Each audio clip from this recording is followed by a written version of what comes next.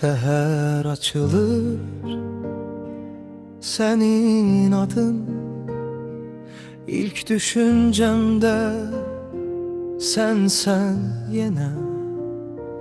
Gözüme düşen her bir renkte senin gülüşün gizlenip ele. Şam ışığında susan saat seni gözleyir benim kimi.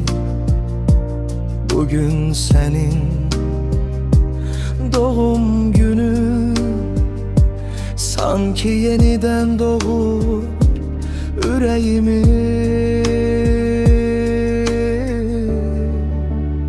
Ad günün mübarek fidan, bu yüreğim senin. İnan, her arzumun içinde sen varsan.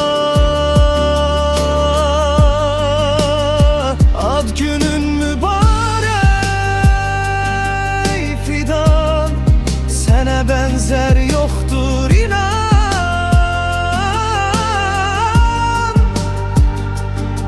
Bu ömrümü sana yazdım yavaştan.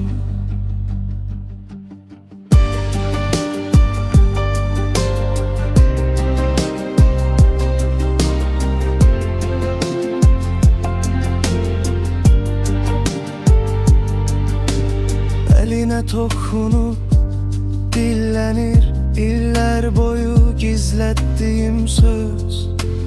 Yaxşı ki varsan demek gelir, her kederim sende olur.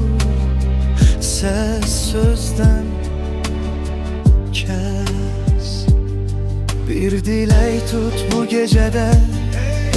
Sakit sakit ben yanındayım, unutma her sabahı seninle dileyerek. Ad günün mübarek fidan, bu yüreğim senin. İnan, her arzumun içinde sen varsan.